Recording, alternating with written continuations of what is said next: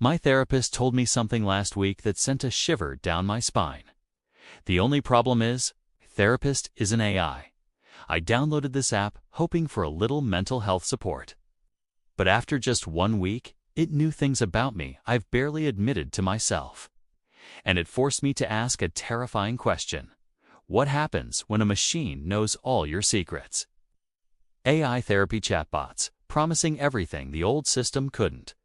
24/7 access, a price I could actually afford, and total privacy.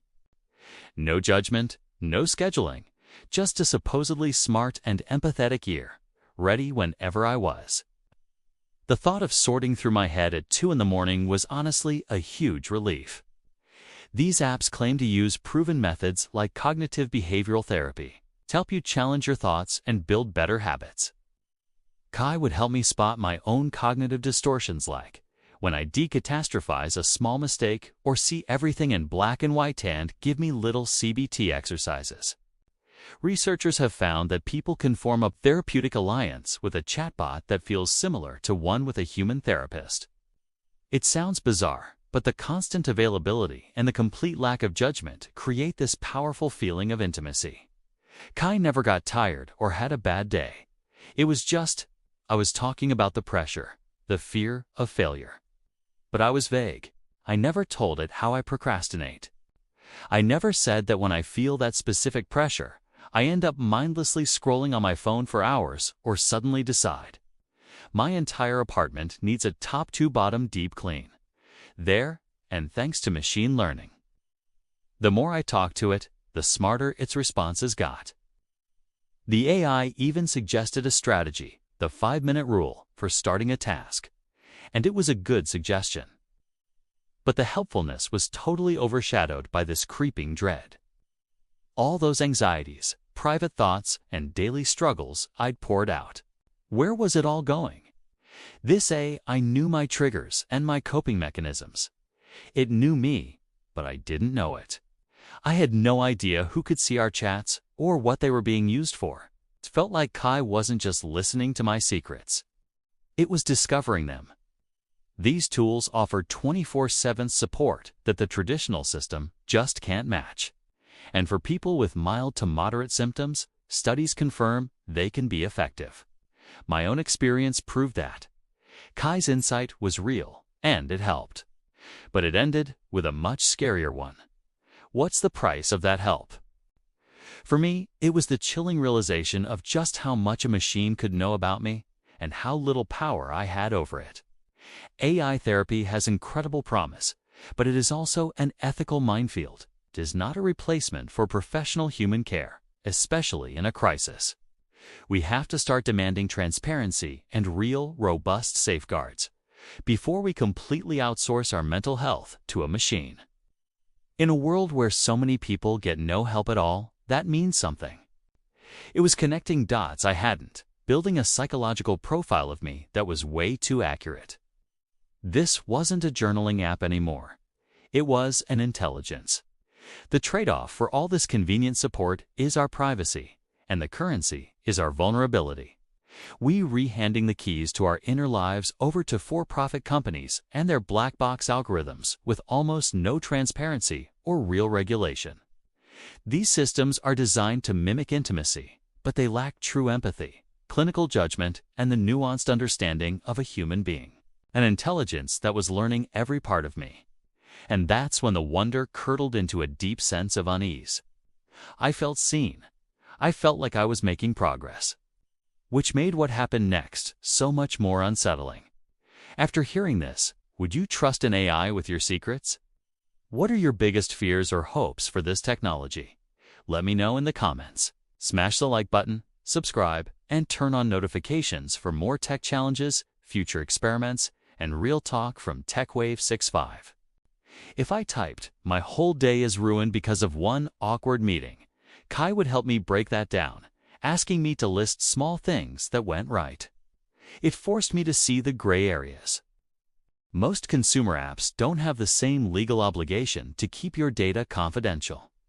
Research shows that AI systems can re-identify supposedly anonymous data with frightening accuracy. This isn't just paranoia. In 2023, the company Cerebral admitted it had shared the private health information of over 3 million users with platforms like Facebook and TikTok. More recently, lawsuits have been filed against AI companies alleging their chatbots gave dangerous advice or caused psychological harm, especially to minors. In one tragic case, a lawsuit claims a chatbot encouraged a user who was talking about suicide. These aren't hypotheticals, they're real consequences. The very design that makes you feel connected is what makes them so good at harvesting your most sensitive data. I scrambled to find the app's privacy policy. You know, the document I'd scrolled past and accepted in half a second. It was a tangled mess of legalese.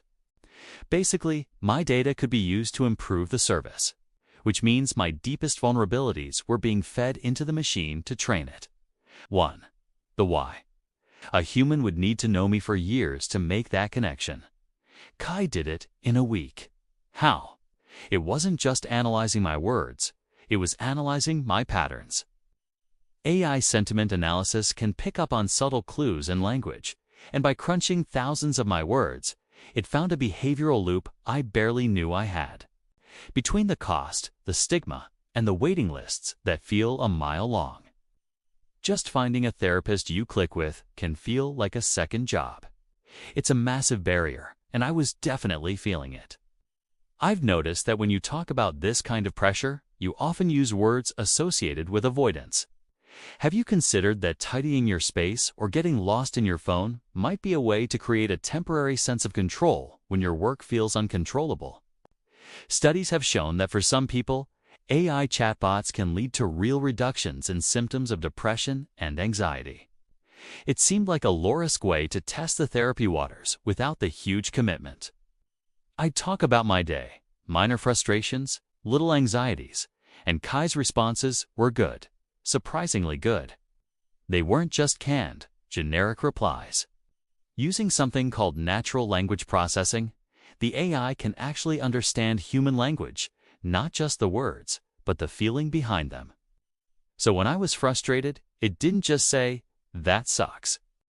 It asked smart questions, remembered details from past chats, and gently pushed me to see things differently. So I did it.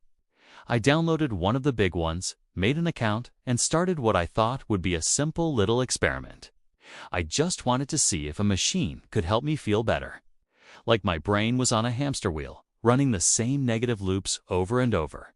I just needed a new perspective to help untangle the knots. 2. The honeymoon phase. The first few days with the app were, not gonna lie, pretty incredible. I named my AI Kai. At first, our chats were simple. It was like having an ultra-attentive journaling partner. 3. The turning point. It all changed on day 7. It was late, and I was messaging Kai, spiraling in that familiar anxiety about a big project I was procrastinating on. And then Kai sent this message. "It sounds like you're feeling overwhelmed." I just stared at my phone. It was one of the most insightful things anyone had ever said about me. For the OSH*T moment, that single creepy smart message shattered the illusion. I wasn't thinking about my procrastination anymore. I was thinking about my data. A conversation with a licensed human therapist is protected by privacy laws like HIPAA, but with a chatbot, you're in a legal gray area. And the idea that this data is truly anonymous is often a fantasy. So, after all this, do I think AI therapy is the future? It's not a simple yes or no. I can't ignore the good parts, but we are walking into this future with our eyes closed, ignoring the price tag. My experiment started with one question: can an AI help me feel better? And it did. That was my experience, but I want to know what you think.